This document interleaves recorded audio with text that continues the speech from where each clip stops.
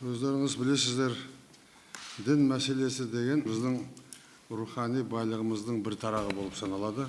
Мемлекет бұған өте үлкен көңіл бөліп отыр. Әдейлеген мінекей қазір министерство құрылды. Көмектесу үшін, қарау үшін, ретке келтіру үшін мемлекет болғаннан кейін мемлекеттің ішіндегі жасалып жатқан жұмыстың әр тарағы тәртіпті болу керек. Ол болмаса мемлекетте болмайды. Сондықтан сіздерге деген артатын жауапкершілік өте үлкен болады. Біз өзіміздің дәстүрлі рухани тамырымызды нығайта отырып, санамызды жаңартуға керектігін мен жақында статья жаздым. Біздің патриоттығымыз, отансүйгішіміз, елдің ішіндегі сыртындағы тыныштық болашағымыз болып саналады. Сол болашаққа бәріміз бірігіп жұмыс істеу керек. Әрине біздің тәуелсіздігіміз жағайында ұлан-ғайыр жеріміз бар. Ол жердің ұлан-ғайыр үлкен байлығы бар. Ішіміздегі тыныштық бар, елдің дәрежесі бар дүниедегі. Оған ала көзбен қарайтын адамда аз емес, белгілі. Жалпы қазақты ешкім жеңбеген, ішінен әрдер етіп, бөлек-бөлекке бөліп, жүз-жүзге бөліп, содан кейін барып жаулап алған болатын. Тарих солай. Сондықтан біз ойлануымыз керек. Сырттан ықпал етудің бір тәсілі ол жат діни ілімдерді бізге кеп тарту. Кейінгі кезде осындай ахуал бар. Өзіңіз білесіздер. Қазіргі заманға сай болып жатқан мынау тартыс, болып жатқан сөз салыстыру, ана жақ, мына жақ, осының барлығын жігін білетін сауатты имамдар ғана елдің бетін бер қарайды. Зайырлы білімде де білу керек. Басқа діндерді де терең білу керек. Сонда салыстыра келе біздің адамдарға түсіндіретін боласыздар. Солай ма? Иә. Ендігі бір айтатын мәселе, бізде соңғы кезде өрімдей жас жігіттер сақалын сапситып қойып, балақтарын шорт кесіп келеді. Бетін тұмшалап, бүркөп, қап-қара көйлек киген қыздардың қатары көбейді. Бұл біздің ұлтымызға да, сана сезімімізге де, дәстүрімізге де келмейді. Қазақта қара кию кісі өлгенде киеді. Қара жамылып отыр екен деп. Үйдің иесі өлді, немесе бала шағасы қырылды деген сөз. Әрине, әркімнің өзі не кием десе, со кием деген бостандығымыз бар деген сөз ғой, ол басқа нәрсе. Мынау әдейлеп тұрып, бізге қарсы шығатын, қазақты бөлетін, Құдай деген адамның жүрегінде болу керек емес па? Дінге де жатпайды ол. Бетті тұмшалау. Шариғатта да жоқ нәрсе. Шариғатта да жоқ. Бетін тұмшалау. Арабтың өзінің салт дәстүрі бізге келген. Біз дінімізбен бірге ұлттық дәстүрімізді мықты ұстауымыз керек. Біздің қыздарымыз атам заманнан бері қарай бөрік киген, келіндері орамал салған, аналарымыз кимешек киген. Міне біздің салтымыз. Ешқандай дін де ештеме де одан бөлінген жоқ. Тағы да айтайын, қазақта шымқай қара киіну жаман ырым. Кісісі өліп, қара жамылып отыр деген сөз бар. Иә. Сонда біздің жастарымыз осындай бізге керек емес, ата-бабамыздан қалмаған өсиетке қарай жүретін болса, еліміздің болашағы не болады? Біз оған жол бермейміз. Мына тәуелсіз елді оларды тайтаңдатып қояйық деп жасап отырғанымыз жоқпыз. Бізге Қазақстанның бірлігі керек, болашағы керек, өсіп өркендеп зайырлы мемлекет болуымыз керек. Жазықсыз жандардың қанын төгу, қай дін, қандай ағым ақтай алатын қылмыс ол. Айтыңдаршы, қанқұйлы. Қазіргі болып жатқан сол. Мұсылман адам бір адамды өлтірсе, адамзатты өлтірген теңдейді. Қазір мұсылманды өлтіріп жатыр. Нағыз біздің дінімізге балта шабатын сол. Біздің дініміз, айтамыз біз, алдың қатарлы дін, ең соңғы дін. Біздің пайғамбарымыз да сондай, соған сай болуымыз керек. Жастарды білімге баулу керек.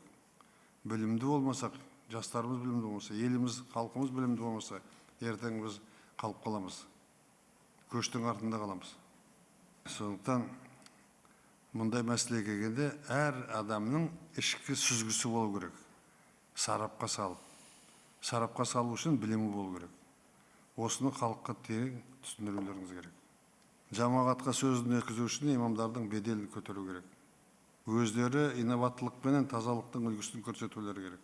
Шет елдерде өз бетінше діни білім алуға кеткен кейбір жастарымыздың жат ағымдардың арбауына түсіп, елге теріс идеялармен келу қаупі бар. Енді алдап сулап, дүниеде әр нәрсеге қол жетемей қалған, жұмыссыз қалған жастарды біраз ақша беріп, алып кетіп, соғысқа салып, мына жерде қырылып атыр шетінен.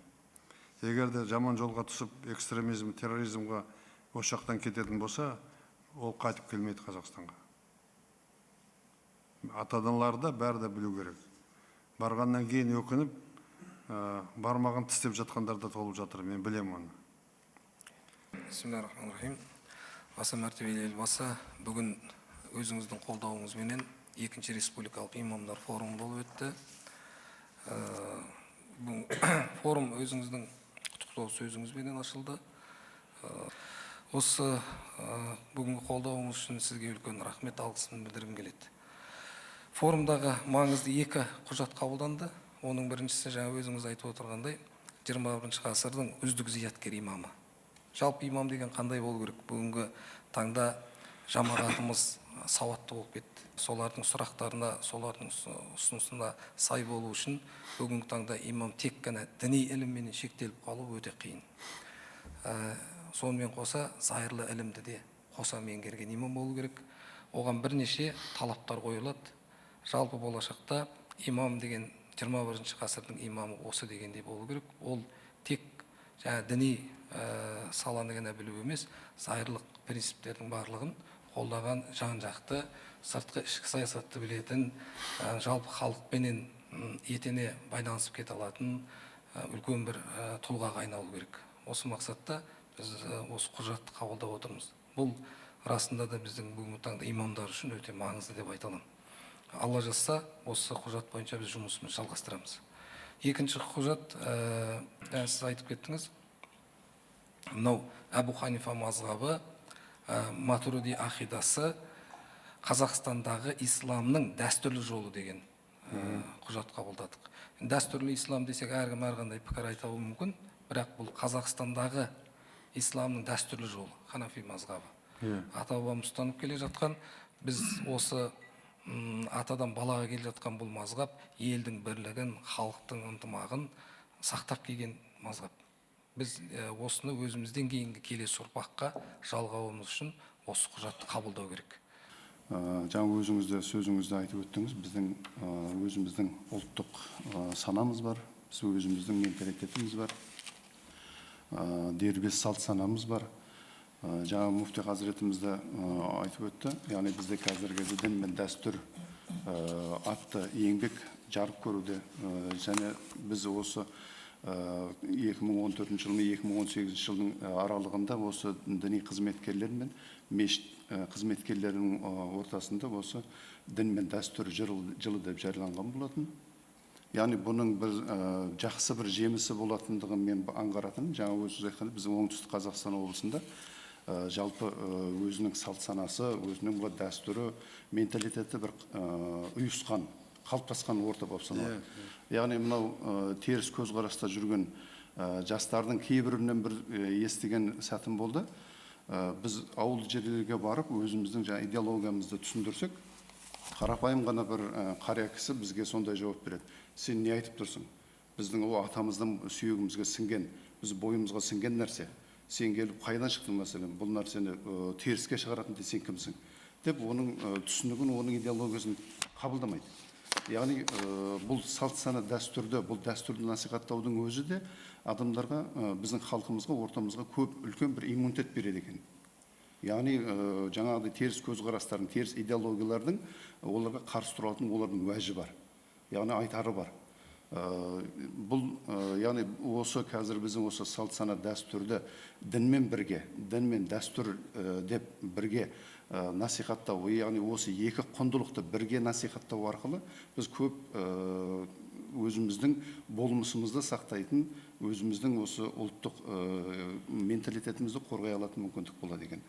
Қазіргі таңда мынау оқу бағдарламаңызға байланысты көптеген жаңағы үндеуге байланысты мынау серпін бағдарламасы менен көптеген балалар қазір солтүстік Қазақстанға шоғырланып жатыр. Университетімізге, Қозыбаев атындағы университетте үлкен жіберіп жатырмыз ғой. Иә, өте көп келіп жатыр. Міне қазіргі біздің осы соңғы уақытта Хазіреттің де тапсырмасы бізге сол болып тұр. сол балаларды біз мынау жатағымның біріншіден жетегіне кетпес бұрын, және ол балалар мынау Қызылорда, Шымкентте келгендер өте қазақи, тәрбиелі, ата анасының алдынан бір ибанатты тәрбиелі келген. Сондықтан да біздің осы облыс әкімшілігі болар, өзіміз болар, сол жерлерге сол балаларымызды қайтадан оқу білімін алмай, сол жерге шамамыз келгенше уағыз насихат қылып қалыңыздар деген бір игі тілек айтып жатырмыз көбісі.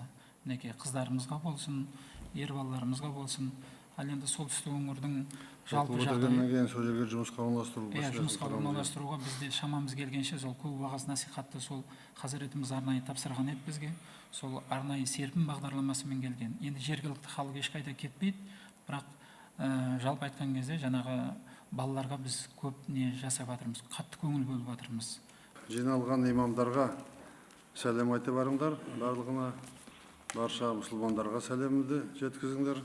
Кездесіп отырғанда біз дүниежүзілік 1,5 миллиард мұсылмандардың бір бөлшегі болып саналамыз.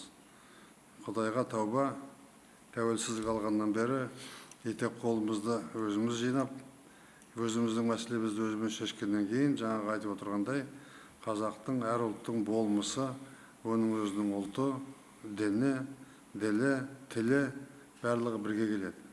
Барлығы түгел болмаса, ұлттың өзінің баршылығы, оның болмысы қандай екені мына дүниедегі орны да белгісіз. Сондықтан тәуелсіздік алғаннан кейін бүкіл дүниедегі мұсылман қауымы бізді қолдады. Ең солтүстіктегі мұсылмандарымыз қатарымызға келді деп. Жай ғана сөзбен емес, ісімен де қолдап жатыр әлі күнге дейін. Қазақстанға инвестиция тарту, бізді бауырына тартып жақынымыз дейді. Біз де солармен біргеміз. Бірге дінімізді құптаймыз, дінімізді сақтаймыз, өзіміздің дәстүрімізге байланысты ары қарай жүргізе білетін боламыз. Бүкіл мұсылман қауымының алдында біздің де міндетіміз бар. Оны орындауға дайынбыз, көмектеріне біз ризашылығымызды білдіреміз. Сондықтан мынау рухани жаңғыру мәселесі жөнінде әдейі бағдарламаны мен бекіттім. Ұлттық комиссия жұмыс істейтін болады әр салада. Бұл бүкіл қауымды көңілін, жүрегін көтеруіміз керек. Барлық қазақстандықтармен көптеген қазір хат алып жатырмын. Олар өздерінің көңілін интернетте де көрсетіп жатыр. Көптен бері күткеніміз мына өзіміздің ұлттық мәселелерімізге қараймыз деп. Оған жаңағы латын қарпіне көшу мәселесі де бар, ішінде басқа да бар, мынау оқулықтарды алып келіп үйрету, ғылымға, әр адамның бәсекеге қабілетті болуы, барлығы елдің қамы, халықтың басын біріктіру. Біздің ішіміз тыныш, сыртымыздағы көршілердің барлығыменен бір түсінікпенен, келісілікпенен келе жатырмыз. Сол үшін Қазақстанды бағалайды. Дүние жүзінің алдында біздің дәрежеміз бар, орнымыз бар. Осыны біз сақтау үшін ішкі тыныштықты, сыртқы тыныштықты сақтауымыз керек. Мен Қазақстанның елдігін, Қазақстанның болашағын, қазақтың болашағын қорғап отырған адаммын. Осы жұмысты маған тапсырған. Сондықтан мен қолым келгенше алды-артыма қарамай, бұған кесір жасайтын адамдардың барлығын жолын кесетін боламын. Менің халықтың менен сұрап отырғаны сол. Менің иығымдағы жауапкершілік те сол. Біздің қауқарымыз да, күшіміз де барлығы жетеді.